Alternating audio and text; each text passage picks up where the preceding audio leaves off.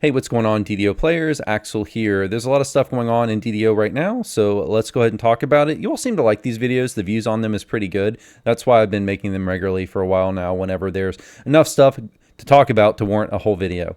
But before we get started into the outline of topics I've written down here, I want to make an announcement. So I am hosting a New Year's event in DDO this year.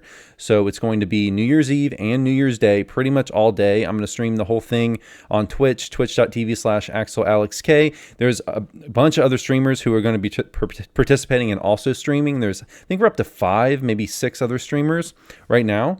So we're going to run every single raid in the entire game over a 2-day period. So you're welcome to go watch, or if you would like to join, we're going to have as many raid groups as we have people available to fill them. So if you want to join, I'll put a link below to a forum post I made that has all the info. You'll want to join my Discord and you'll want to click on the sign up there. Okay, let's get now into the main topics. The first thing we want to talk about is Legendary Chronoscope. It is coming soon in update 64. It has been previewed on Lamania. I have run it on Lamania a few times.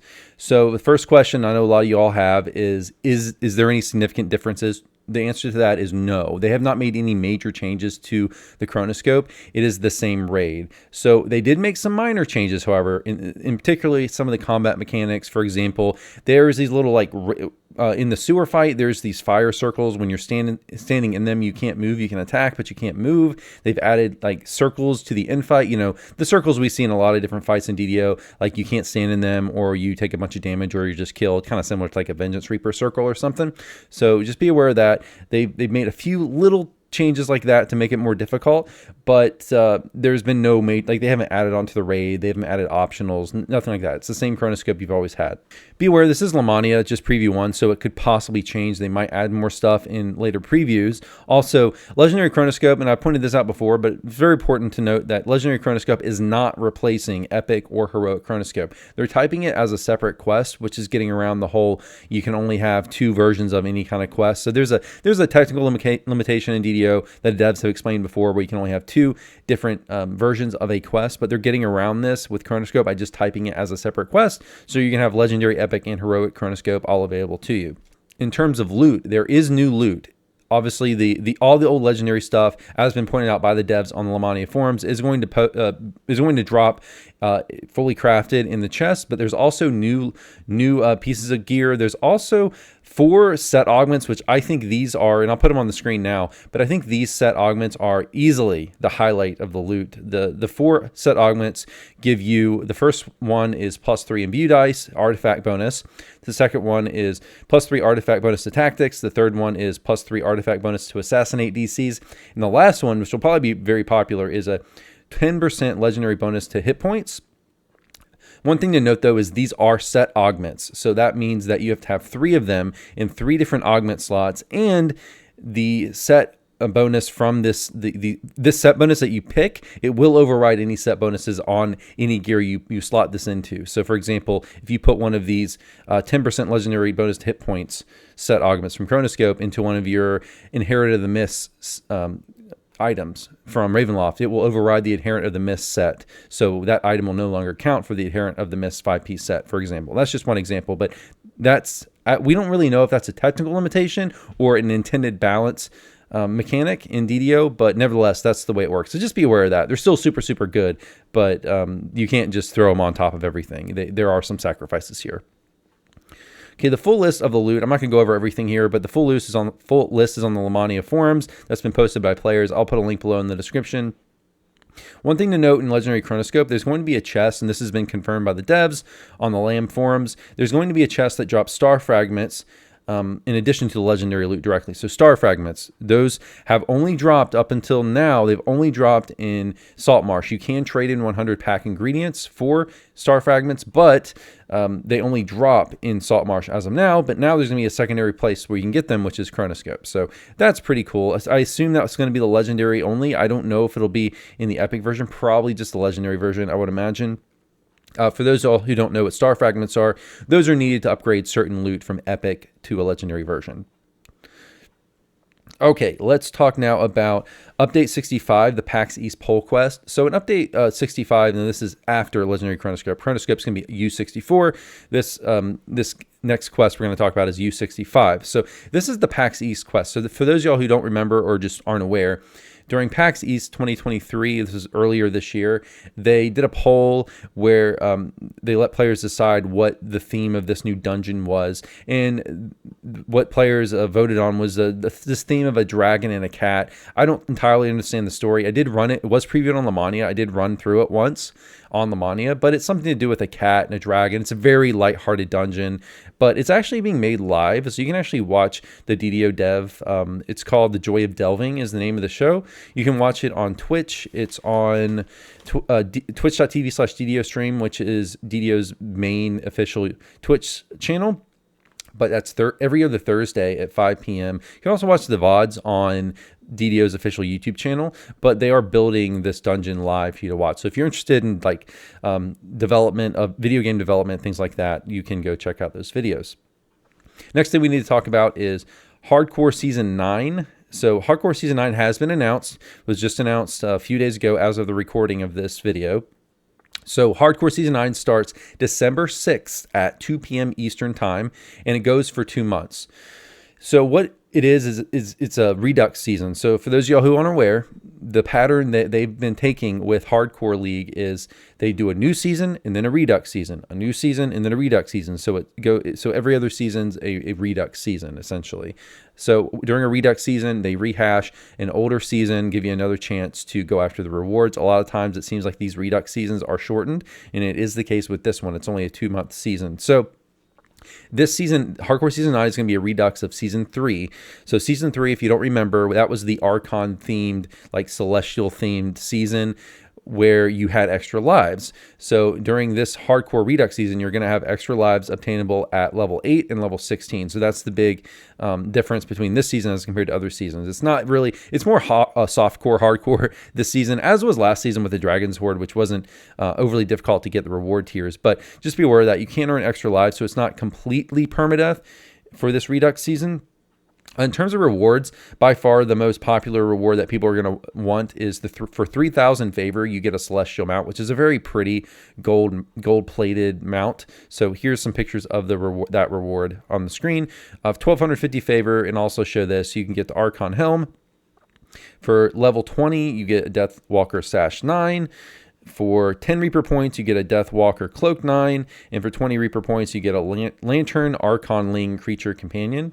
There's also a 20% Reaper XP boost that's going to be in effect only on Hardcore for the entirety of Season 9. So presumably, I mean, this is obviously so that you can, because of the shortened season, they want to give you a faster path to some of these rewards. So there is a Reaper XP boost. But also, you might want to take into account, like, if you want to play Hardcore and then transfer, you can transfer your characters. So you could level a character on Hardcore and benefit from that 20% Reaper XP boost the entire time, and then transfer that character to a new server. You know, I'm just saying, if you want to roll up a new character, assuming you don't die, it's a gigantic bonus to earning your Reaper XP. So yeah, that's it for Hardcore Season 9, guys. One thing I want to mention is that my New Year's event at the end of the year, like I mentioned in the beginning of this video, you might want to consider, if you're playing Hardcore Season 9, why don't you transfer your character over to Thelanis if you're done before the end of the year, because, you know, party with us.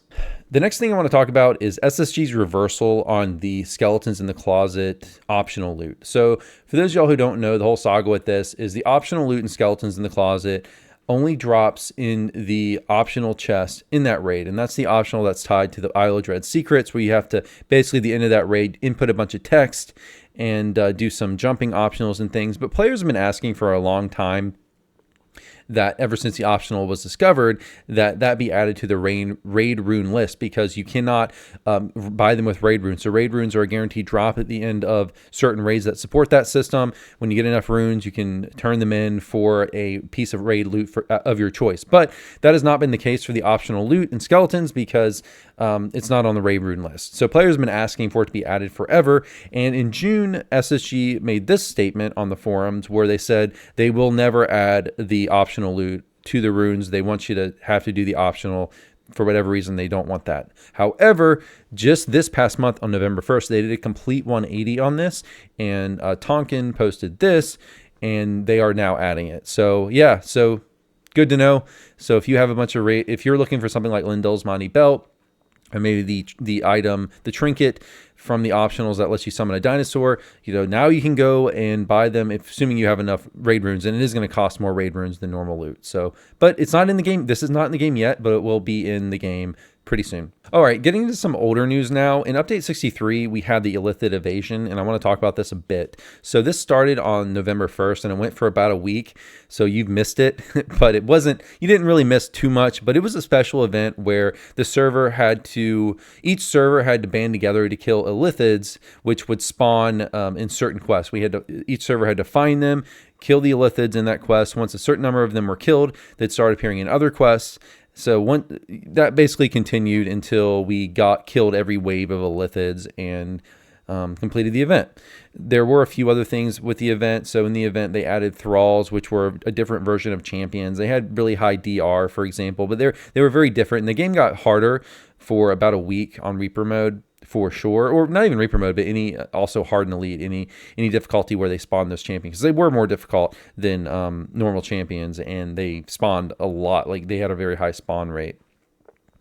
But the whole point of this event was kind of to build hype for the new dungeons. So there were 4 free-to-play quests that I'll talk about in just a minute. But the 4 free-to-play quests were unlocked with this event. So they did this thing where after a certain number of Illithids were killed, the first quest would unlock. After a certain tier, the second one would unlock, etc., until we got through and unlocked all 4, and then the event was over. So these quests are staying in the game permanently. They're not tied to the event. So the event's over, but the 4 quests are still in the game. They're free to play. They are if you're not sure where they are, they're in Sharn. I have mixed feelings on the event. I really like the idea of the theme and banding the community together. They even got the different skies and such. They put Illithid ships in the sky and made everything all purple. I thought that was all cool, getting the community to work together, but I think there's a lot of rough edges the event would need to be ironed out a bit here if they ever bring something like this back in the future. I found it hard to participate in the event for a lot of reasons. It seems like they had certain thresholds where once that threshold, that number of Illithids were killed, they would stop spawning for the day. So as a result, I work 9 to 5. So by the time I got home from work, the event was done for the day and I couldn't participate. That was the case on many different days. Also, these Illithids only appeared in Reaper modes. So Reaper has a lockout, has a 4-level lockout in heroics and 6 in epics. So I could not, if I didn't have a character in range, I couldn't participate because the game won't let you enter the quest. So those are things I wish they would iron out. I mean, for an event, they should probably not put him in Reaper, just put him in Elite. It's not like people were just farming this in R1 anyway to kill the Illithids. I don't see the point of only putting it in Reaper. I mean, maybe it was a technical limitation, I'm not sure, but I think they should have appeared in any difficulty, or at least Elite, so that anyone could participate at any time. So those are some things. I mean, I like the champions as well, the thralls. I mean, that was cool. I thought it was cool for a week. A lot of people didn't like it because it did make the game harder, but for that week. But I think they should do more of that. Mix up the champions from time to time just to keep the game fresh. Just give them different powers and abilities. That would be really, really awesome. So I liked some things about the event. I liked some things I don't, but they'll probably do something like this again in the future. It wouldn't be surprised. So I'm looking forward to seeing what they do next. The 4 quests themselves are a mixed bag. I think my favorite quests for sure of the 4 are Pilgrim's Peril and Astral Ambush. So that's Pilgrim's Peril is the first one. Astral Ambush is the 4th one. In Pilgrim's Peril, they have a really good mechanic that they need to do a lot more of. The mechanic is that you're basically fighting an enemy party. There are certain mobs you'll go into a room. Certain mobs are healers. Certain ones are shield granter mobs. So they'll throw shield buffs on other enemies so you can't hurt them. There's certain mobs that will raise. So you have an incentive to think about what you're doing in the combat instead of just turning your brain off and AoE DPSing everything. This actually makes you think about kill order, which is really, really cool and really, really good. And DDO needs way more of that. I think one issue that DDO's had over the years in terms of gameplay is that so often in DDO, you go into a room, you AoE nuke everything, you move to the next room, rinse and repeat. We need more stuff like this that makes us think about kill order, that makes combat more engaging and honestly more intelligent and not just so brain dead. Anyways, let's go to the next quest. Okay, Astro Ambush. I like this because I'm a sucker for platforming in DDO. I know I'm the only person in the DDO community who likes platforming in DDO. I just really like platforming games in general.